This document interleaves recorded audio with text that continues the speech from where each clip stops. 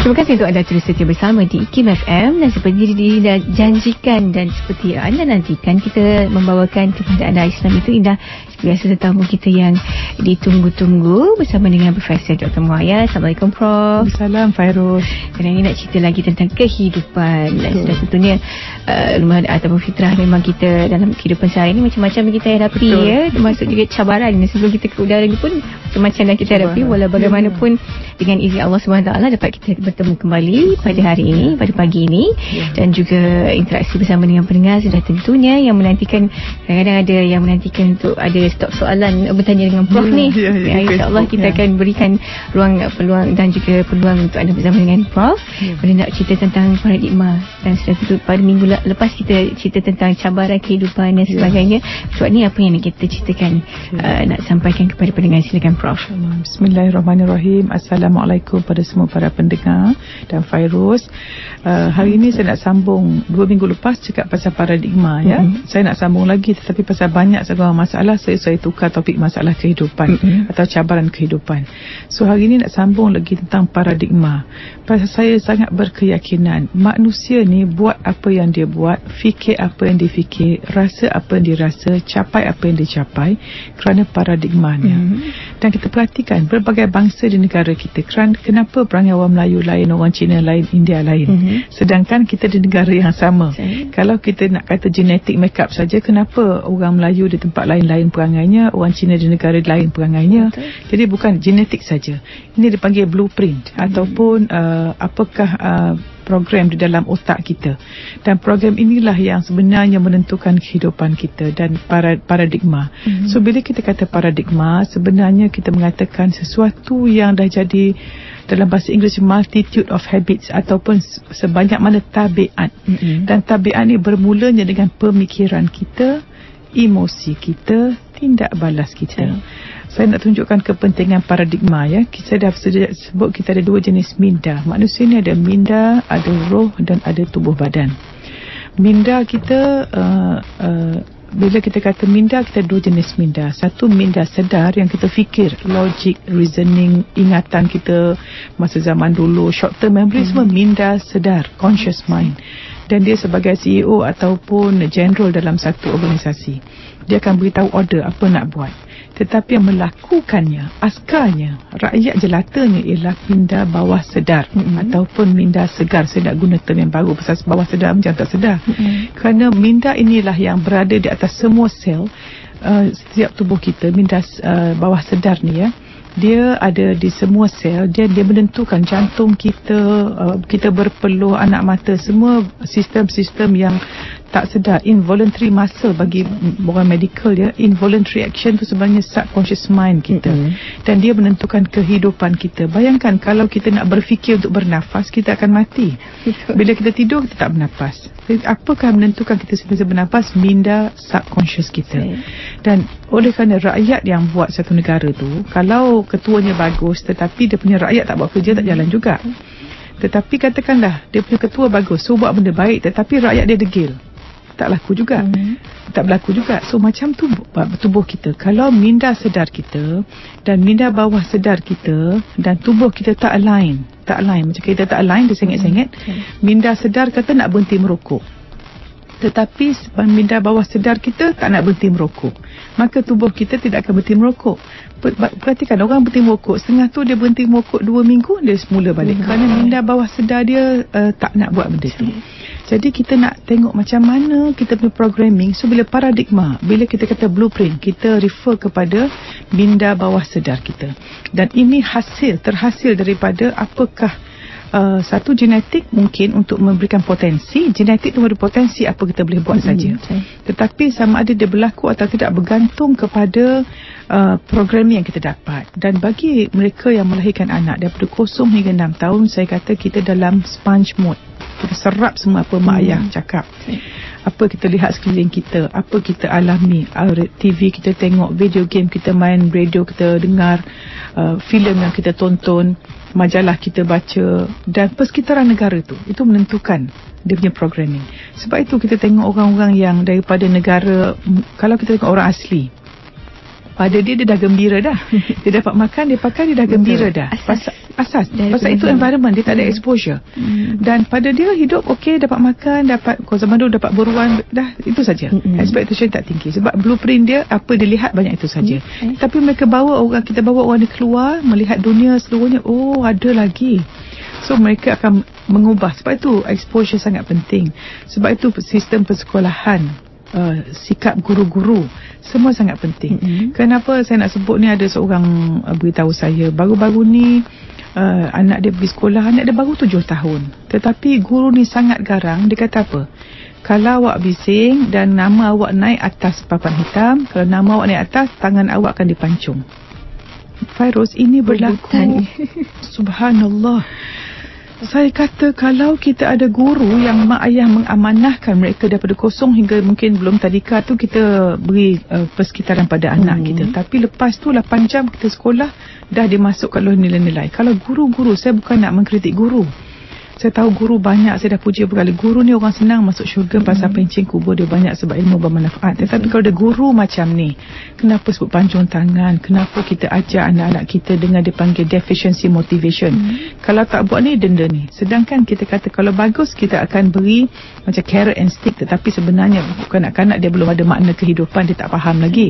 Tetapi kita mesti berikan image diri yang tinggi. Dan saya nak sebut di sini, bila kita sebut subconscious mind atau minda segar kita, itulah image diri yang kita ada. So bila kalau anak kita kecil, kita rasa mengkritik, guru kata anak tu bodoh, masuk kelas bodoh dan sebagainya, maka image diri dia tak pandai. Maka walaupun dia cuba nak jadi orang pandai, minda sedar, conscious mind nak jadi benda, tapi dia punya image diri rendah, maka image diri atau paradigma akan sabotaj pencapaian dia. Sebab itu kita perhatikan orang yang nak kaya tapi minda dia minda orang miskin, jadi dia pun buat masuk loteri. Bila menang loteri, apa berlaku? Kajian menunjukkan orang menang loteri lepas 3 tahun dia bankrupt balik. Tetapi orang yang minda ataupun blueprint ataupun paradigma dia ke arah kemewahan, kekayaan, semuanya boleh. Walau mereka jatuh, mereka akan bangun semula. Jadi saya rasa kita sebagai satu negara, satu keluarga dan sebagainya, tentukan apakah nilai-nilai yang dimasukkan dalam seseorang yang menentukan blueprint mereka. Dan satu lagi, saya nak sebut lagi soalan sebelum saya lupa. Ada seorang ni tanya saya, suami dia tak tahan kerja sekeliling yang sangat negatif. Kawan-kawan semua negatif, nak berhenti kerja dan cuba nak buat mungkin perniagaan internet yang belum tahu, yang dia belum ada belanda lagi. So dia susah hati, macam mana duit tak cukup. Dia pun kata, Prof kata duit bukan segala-galanya, tetapi segala-galanya perlu duit. Saya nak beritahu sini, siapa yang mengatakan duit tidak penting, dia tidak akan ada duit. Kalau kita kata suami tak penting, kita takkan ada suami. Kita kata kereta tak penting, kita takkan ada kereta. Kita hanya dapat apa yang kita rasa penting. Jadi jangan sekali-kali sebut duit tak penting. Selalunya orang tak ada duit akan kata duit tak penting. So kita mesti mengatakan duit itu penting, kenapa? So kita mesti niat, kita nak kaya 10 kali ganda daripada apa yang kita ada, sebab nak menolong 10 kali ganda orang. Jadi foundation kita untuk kaya dan mewah itu bukan untuk kita, tetapi untuk memanfaatkan apa yang ada. Wallahualam. Saya demikian tadi Fadimah, kita bicara tentang saya kira sila lanjutan untuk paradigma kehidupan, mana seriously mungkin dapat kita bersama dengan pendengar kita interaksi, memberi ruang dan peluang untuk anda kiranya mereka yang prihatin tentang paradigma kehidupan masing-masing, dan mungkin ada perkongsian dan juga melontarkan muskilah untuk bersama dengan bagi Prof. Kita bersama Islam itu Indah, lanjutkan bersih talian 0362051500. Assalamualaikum. Waalaikumsalam. Siapa di talian? Saya Aziz daripada Rawang. Cik Aziz, silakan. Ni doktor. Ya, sila. Tadi doktor cakap pasal cikgu tu cakap benda tak elokkan murid. Di sekolah anak saya dah 12 tahun umur, perempuan. Jadi cikgu ni bukan cikgu biasa, cikgu ni cikgu besar. Dia boleh cakap kat budak ramai-ramai tu, dia berdiri tu, budak ramai-ramai kat kantin tu. Kawan ni bodoh lah. Tapi dia boleh cakap bahalung, tak tiga. Dia tak tiba bahasa dia cakap. Dia bagi tahu saya, jadi dia bagi tahu umum kepada anak murid semua tu, dengan perkataan tu. Jadi saya nak buat berkeliling kepada cikgu tu, nak buat apa macam surat layang, tapi saya fikir-fikir pasal dia pun nak pencen. Tu jadi saya pun jadi awal ni saya nak beritahu Prof, memang ada macam ni punya guru besar, dia punya perangai. InsyaAllah. Terima kasih atas perkongsian Cik Aziz. Jadi kita memanggil seorang lagi memanggil, insyaAllah. Assalamualaikum. Ya, Waalaikumsalam. Siapa di talian? Kadri saya kat sini. Cik Kadri, silakan. Okey, saya cuma nak kongsi sedikit lah. Sebab saya dah sekolahkan anak saya, dah ada satu sebuah sekolah di Kuala Lumpur lah. Ya. Yang saya sedihnya tu macam hari permulaan sekolah, baru nak buka sekolah hari ni. Ya. So saya hantar anak saya untuk pendaftaran sekolah lah. Macam biasa setiap tahun. Yang saya sedihnya tu, kita pagi-pagi kita sebagai bapa kita kejut anak kita dengan baik lah. Kasih sayang pagi-pagi ada daripada rumah bagi sarapan. Tapi bila sampai kat sekolah, bila dalam himpunan tu, saya sedih tu sebab guru yang dalam himpunan yang bagi space tu macam tengking-tengking budak-budak ni kan. Bagi saya ni salah satu macam emosi yang tak baik lah bagi saya. Betul. Sebab itu cikgu patutnya ucap selamat datang bagi kanak-kanak yang baru nak sekolah ni juga lah. Jadi bagi saya sedih lah. Sebab saya sebagai ibu bapa, saya marah dengan isteri saya cakap macam ni bukan cara mengajar bagi saya. Sebab kita dekat rumah, kita didik anak kita dengan cara kasih sayang. Tapi bila sampai kat sekolah, dah jadi macam ni. Jadi saya pun terpaksa kena tukarkan kepada anak saya balik, saya terpaksa cerita dengan dia macam ni balik lah. Jadi contoh yang baik kita ikutlah. Contoh yang tak baik ni kita kalau boleh kita jangan ikutlah. Kita reset balik tu, InsyaAllah. Maknanya saya nak kepada guru-guru semua ubahlah sikap, InsyaAllah. Terima kasih Cik Kadri. Terima kasih Cik Kadri atas perkongsian. Jadi sikit komen pada bagi Prof. Ya, pertama nak sebutkan di sini banyak guru yang baik. Cuma saya harap pihak yang berkenaan dan kementerian policy maker boleh menerima teguran ini. Kita suka teguran. Sebenarnya orang yang hebat, saya mendoakan supaya orang menegur mereka.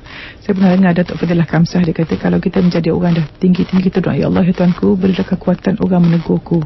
Dan saya pernah dengar satu Ustaz Agim Gimnastia di pesantren beliau mengajar anak murid mereka menegur, dan siapa menegur dengan baik dapat RM10,000. Dia ajar cara menegur. Dan kita pun nak menegur dengan cara berhikmah, insyaAllah, Fairuz. Jadi sebelum kita tegur, kita puji dulu, ucap tahniah pada semua guru atas usaha mereka. Dan kita tak nafikan kerja guru ni bukan senang, Fairuz. Ajar benda yang sama bertahun-tahun dan kerana murid sama saja. Jadi kalau saya kata ada orang tu dia hidup 70 tahun, ada orang tu hidup 1 tahun 70 kali, apa beza dia?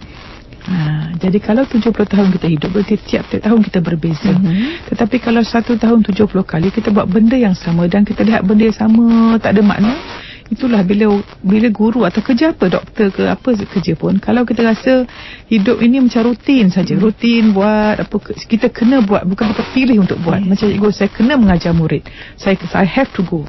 Sepatutnya kita bukan kena pergi, kita pilih untuk. So cikgu ni mesti fikir, saya pilih untuk menjadi seorang guru, bukan guru saja, pendidik, pemberi contoh, pemberi semangat. Kan kita tahu guru yang biasa beritahu, guru yang bagus sikit memberi keterangan, guru yang bijak yang bagus memberi inspirasi. Inspirasi berarti menyentuh jiwa, ya.